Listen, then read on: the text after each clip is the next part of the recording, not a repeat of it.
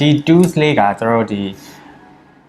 shape based tools ပေါ့နော် logo တွေ craft လုပ်တဲ့အချိန်မှာကျွန်တော်အများနဲ့ customize မလုပ်နိုင်ဘူးအဲ့တော့ကျွန်တော် craft လုပ်ရတာပေါ့နော်ကိုအဝိုင်းတစ်ခုထပ်တယ်လိုချင်တဲ့ပိုင်းလေးပဲကျွန်တော်ယူလိုက်တယ်ဒီတက်ပို့ပြီး complex ဖြစ်လာတဲ့type မျိုးတွေဆိုရင်ကျွန်တော်ဒီကောင်လေးတွေနဲ့ပို့ပြီးတော့သုံးရတာပေါ့နော်အဲ့တော့ဒီ shape ကတော့အများမခက်ဘူးဒါပေမဲ့ပိုင်နိုင်နေတယ်ဆိုရင်တော့ logo ဆွဲတဲ့ process မှာအရန်ကိုအထောက်အကူဖြစ်မှာပါအဲ့တော့ကျွန်တော်ဆက်ပြီးလေ့လာကြည့်အောင်အဲ့ဒီမှာကျွန်တော်ဒီမှာရှောက်ဆွဲလိုက်တော့ artboard ကြီးပြည့်သွားပြီအဲ့ artboard အသစ်လိုချင်တယ်ဆိုရင်ကျွန်တော် properties တွေကိုတွားမယ် edit artboard ပေါ့နော် edit artboard ကိုကျွန်တော်နှိပ်လိုက်မယ်အဲ့ဒီ artboard တွေကိုကျွန်တော်ရွှေ့လဲရတယ်နော်ပွားလဲရတယ်ပွားခြင်းနဲ့ဆိုရင်ကျွန်တော် auto ကိုနှိပ်ပြီးတော့ artboard ကိုဆွဲလိုက်မယ် shift နဲ့ဆွဲလိုက်မယ်နော်တနည်းရဲပဲရပြီဆိုရင်ကျွန်တော်လွှတ်လိုက်မယ်နော်အဲ့တော့ကျွန်တော်ဒါကြီးမလိုချင်ဘူးပြန်ဖြတ်လိုက်မယ် delete လုပ်လိုက်မယ်နော်အဲ့တော့ shape beta 2လောက်တဲ့ပုံစံကိုကြည့်အောင် okay ဆိုတော့ဒီ tools လေး shape beta 2စမ်းတော့မယ် rectangle လေးတစ်ခုယူလိုက်အောင်အဲ့ဒီဆို rectangle လေးကိုကျွန်တော် basic လေးလေ့လာကြည့်မှာပေါ့နော် rectangle လေးတစ်ခုခွဲထုတ်ကြည့်ပါနော်ဒီလိုအနေထားလေးဖြစ်အောင်ထားကြည့်လိုက်ပါနော်အဲ့တော့ကျွန်တော်တို့ဒီ AI မှာ guide တွေက smart guide ဆိုပြီးပါတယ်ပေါ့နော်ဒီအနေထားလေးညီနေအောင် auto ချိန်ပေးတဲ့ဟာလိုချင်တယ်ဆိုရင်ကျွန်တော် view ထဲကဒီ smart guide လေးကိုအမှန်ချစ်လေးပေးထားပေးပါနော်အမှန်ချစ်လေးပေးထားလိုက်ပါအဲ့ဒါဆိုရင်တော့တန်ရုံဆိုရင်သွားလိုက်ညီပေးတယ်ပေါ့နော်ဒီမျိုးခါလေးတက်လာတက်အန် center ဒါဆိုရင် intersect အဲ့လိုမျိုးလိုက်ချိန်ပေးရပါနော်ဟုတ်ပြီဒီကောင်လေးကိုစမ်းကြည့်အောင်အဲ့တော့ဒီကောင်လေးကိုကျွန်တော်နှစ်ခုခွဲထားလိုက်မယ်နော်နှစ်ခုခွဲထားလိုက်မယ် okay အဲ့တော့ဒီလိုမျိုး position နှစ်ခုထားပေးပါ okay ပြီးလို့ရှိရင်ကျွန်တော်ဒီကောင်ကို edit လုပ်မယ်အဲ့တော့ shape beta ကဘယ်လိုအလုပ်လုပ်လဲဆိုတော့ basic ကိုပေါ့နော်အဲ့တော့အရင်ဆုံးကျွန်တော်ကဒီနှစ်ခုပေါင်းပြီးတော့ကျွန်တော်ကshape တစ်ခုရချင်တဲ့အတွက်ဒီနှစ်ခုလုံးကျွန်တော် select မှတ်တယ်ပြီးလို့ရှိရင် shape beta tools ကိုကျွန်တော် click နှိပ်ပြလိုက်ပါ okay အဲ့တော့ဒီမှာဒီနှစ်ခုပေါင်းတစ်ခုတည်းဖြစ်သွားအောင်ကျွန်တော်လုပ်ချင်တယ်အဲ့ဒီတော့တခါတည်း drag လေးဆွဲသွားလိုက်မယ်နော် click နှိပ်ပြီးတော့ drag လေးဆွဲသွားလိုက်အဲ့ဒါဆိုရင်ကျွန်တော်တို့တစ်ခုတည်းဖြစ်သွားတာပေါ့နော် okay အဲ့တော့ဒီမှာကြည့်အောင်အဲ့ဒီမှာဆိုရင်ကျွန်တော်ဒီထိနေတဲ့အပိုင်းလေးပဲလိုချင်တယ်ဒီနှစ်ခုကိုမလိုချင်ဘူးအဲ့ဒီတော့ကျွန်တော်ဒီနှစ်ခုကိုနှုတ်ပြမယ်အဲ့တော့ shape beta 2ကိုပဲရွေးမယ်ပြီးမလိုချင်တဲ့အပိုင်းကိုကျွန်တော်က negative လုပ်ချင်တဲ့အတွက်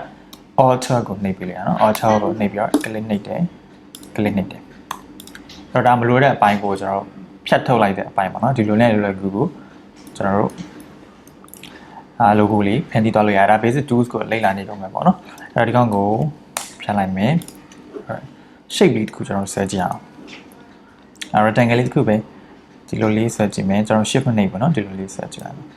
ပြီး v နှိပ်မယ်အလယ်နာလောက်ထားလိုက်မယ်ဒီဘက်နာလောက်ထားလိုက်မယ်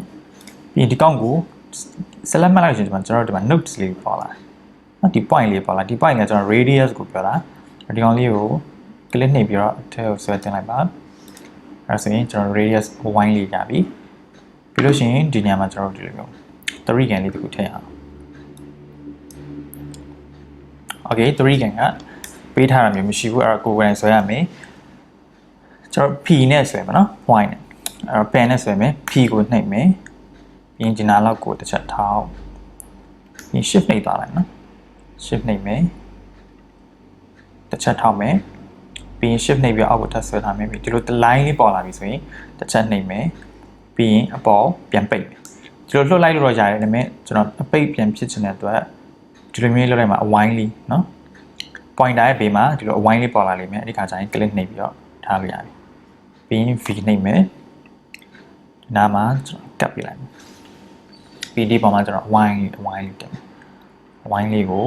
ဖိထားပြီးတော့ယူလိုက်မယ် shift နှိပ်မယ်နော်အဝိုင်းဆက်ဆက်လေးလို့ကျွန်တော် okay ဒီနေထားလေးရပါဒီအခုအနေထားအတိုင်းဆိုရင်ကျွန်တော်ကတကွဲတစ်ပြားစီပေါ့နော်ဒီကောင်ကိုခုရဲတပေါင်းတစ်စီးရဖြစ်သွားခြင်းနဲ့အဲ့ဒီတော့အကုန်လုံးကို select မှတ်မယ်ပြီးတော့ drag ဆွဲသွားမယ်လွယ်လွယ်လေးပါပဲကျွန်တော်ဘာလို့အကုန်လုံး select မှတ်လဲဆိုရင်သူတို့ကအတူတကွအလုပ်လုပ်ရတဲ့အတွက်ပေါ့နော်အဲ့အကိဒီကောင်ကို select မှတ်မယ်ကျွန်တော်ထားခဲ့ကြည့်မယ်အဲ့ဒါဆိုရင်ဒီကောင်ပေါင်းပြီးကျွန်တော် select မှတ်လို့မရတော့ select မှတ်ထားတဲ့အပိုင်းကိုပဲကျွန်တော်ဒါဒီမျိုး dragging ပေါ့နော်ဒီ tools ကသုံးလို့ရတာပေါ့အဲ့တော့ဒါကဘယ်လိုနေရာတွေမှာကျွန်တော်logo ဆွဲနေမှာဘယ်လိုအသုံးဝင်လဲဆိုရင်ကိုယ့်ရဲ့ logo ပေါ့နော် sketch တွေပါဆွဲပြီးသွားလို့ရှိရင်ဒီ digital ပေါ့တင်တော့မယ်ဒါပေမဲ့ frame ကြတင်ချင်တယ်ဆိုရင်ဒီလိုမျိုး shape တွေကျွန်တော်သုံးကြရပေါ့နော်အဲ့တော့ကျွန်တော်ဥပမာလေးတစ်ခုကြည့်လိုက်အောင်အဲ့တော့ Twitter logo လေးကိုဆင်းပြီးဆွဲကြည့်အောင် okay အဲ့တော့ဒီပုံလေးလိုချင်တယ်ဆိုရင်တော့ကျွန်တော် comment မှာဒီပုံလေးကို comment မှတ်ပေးထားပါလိမ့်မယ် okay comment မှာယူဖို့အဆင်ပြေဘူးဆိုရင်ကျွန်တော် Google မှာပဲ Twitter logo sketch ဆိုပြီးတော့ဒီပုံလေးကိုရှာကြည့်ပါနော်အဲ့ဒီလိုမျိုး frame ပေါ့နော်ကိုဆွဲလိုက်တဲ့ logo လေးတစ်ခုပါဒီလို sketch အနေထားလေးရပြီဆိုရင်ကိုကစာရဲမှာတက်ပုံရိုက်ပြီးတော့ AI ထဲကိုလာထည့်လိုက်တဲ့သဘောပေါ့ပြီးလို့ရှိရင်ဒီကောင်ကိုကျွန်တော် frame ညီလေးသွားမယ်ကျွန်တော်ဒါကို video point တွေထောက်ပြီးတော့မသွားဘူး frame ကြညီလေးသွားချင်တယ်ဆိုကျွန်တော် sound wine တွေအများကြီး like ထပ်မယ်ဒီပေါ့မှာအဲ့ sound wine tools လေးယူပြီး okay ကျွန်တော်ဒီကောင် shape ကိုမထားဘူးเนาะဒီ fill ကိုမထားတော့ fill ကိုကျွန်တော်နှိပ်မယ် none ပေးလိုက်မယ်ပြီးရင် border ကိုအကြောင်းလေးနဲ့ဟာလေးတစ်ခုထားခြင်းနဲ့အနီရောင်လေးတစ်ခုထားကြလိုက်မယ် okay ရပြီဒီနေရာမှာအပြင်က shape ကျွန်တော်မလိုသေးဘူးဒီငှက်လေးကိုပဲကျွန်တော် frame လေးချခြင်းเนาะငှက်လေးကို frame ချခြင်းပဲအခုဆွဲ sketch မှာပဲပြန်ပြီးတော့ဒီ frame လေးပါဒီ white လေးဆိုရင်ဒီ white လေးအတိုင်းခံပေးလိုက်တယ် okay ပြီးလို့ရှိရင် note တီလေး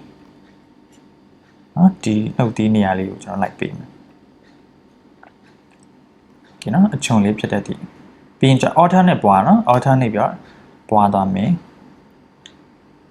ဒါနေပြီးပွားသွားမယ်နောက်တစ်ခုရပြီဒါနေပြီးပွားသွားမယ်ဒါနည်းလေးတစ်ပတ်တိုးလိုက်မယ် okay အဲ့ဒီနောက်အလုံးလေးလိုချင်တဲ့အတွက်ဒီအလုံးလေးနဲ့ထပ်ပြီးတော့နည်းနည်းလေးဒီခါခုနလိုကြည့် shift ပဲနှိပ်မယ်နော် shift ပဲနှိပ်သွားမယ်ဒီနေရာမှာကျွန်တော်ထိဖို့လိုတယ်နော်ထိဖို့ဒီ wire ကနေပါဒီ body နဲ့တစ်ဆက်တည်းဖြစ်တဲ့အတွက်ဒီကောင်ကိုထိရတဲ့နော်ဒီလိုမျိုးလေး line နဲ့ line ပေါ်လိုက်လွှတ်လိုက်လို့ရပြီဆက်တယ်ပဲအဲ့ဒီကောင်လေးလိုသေးတယ်စမိုင်းလေးဆွဲမယ်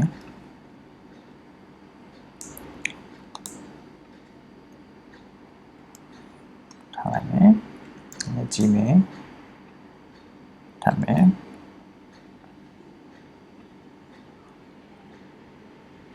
ကိုဆွဲ sketch အတိုင်းကို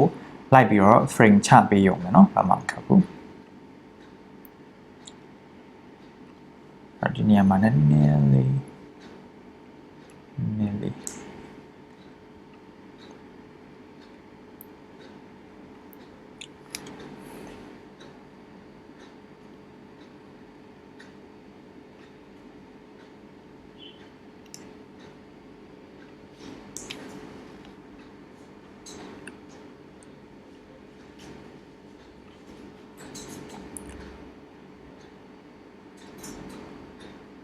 ကိုကလာရောနေတယ်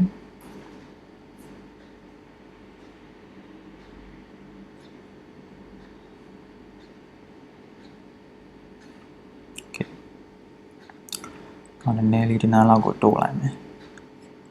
စမိုင်းကြီးနေဆိုရင်ကျွန်တော်သေးလို့ရတယ် okay ဒီလက်ခံလို့ရတဲ့အနေထားလောက်ပေါ့နော်အဲ့ frame လေးဒီလိုရလာပြီအဲ့တော့ sketch ပေါ်မှာကျွန်တော် frame ချလိုက်တယ်လွတ်နေရရှိလားကျွန်တော်လိုက်ကြည့်မယ်နော်မရှိဘူးဆိုရင်ရပြီပြီးအကုန်လုံးကို drag ဆွဲချလိုက်မယ်အပုံကတော့ drag ဆွဲရတဲ့မလို့ဘူးအပုံကို shift နှိပ်ပြီးတော့ပုံကိုချက်ထားလိုက်မယ်ဆိုရင်ကိုယ့်ရဲ့ frame နဲ့ကျင်ခဲ့ပြီပေါ့နော်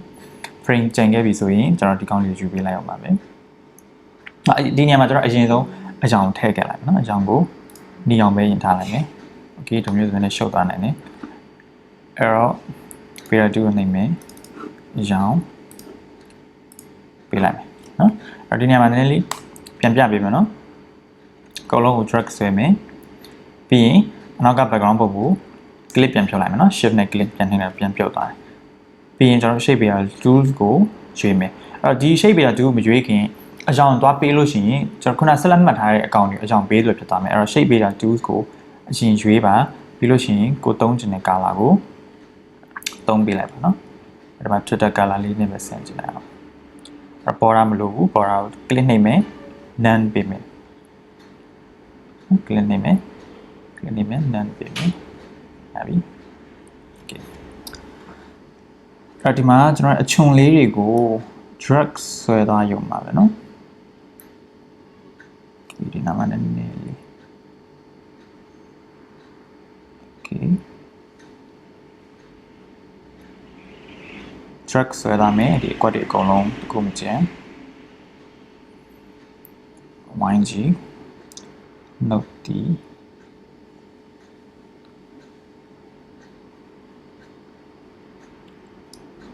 okay ဒါဆိုရင်ကျွန်တော်တို့လိုချင်တဲ့ shape လေးရလာပြီပေါ့နော်အဲ့ဒီကောင်လေးကို wheel လေးပို့လိုက်မယ်ပြီးခုနဆွဲထားတဲ့ frame တွေကို select မှတ်မယ် delete နှိပ်လိုက်ပါမယ်အဲ့တော့ဒါ Twitter shape လေးရလာပြီအဲ့ quick sketch ပေါ့နော် quick sketch ကိုဒါ logo မှာပို့ပြီးစနစ်တကျဖြစ်ချင်တဲ့အတွက်ကျွန်တော်ဒီလိုမျိုး frame လေး shape ပြီးတော့ tools တွေသုံးပြီးတော့ဆွဲတာဖြစ်ပါတယ်အဲ့တော့ကိုကတခြားပေါ့နော် rabbit တို့ပါတော့အဲ့လိုကောင်လေးကို frame တကျလိုက်ပြီးတော့ဆွဲကြည့်ပါလို့ပြောပြချင်ပါတယ်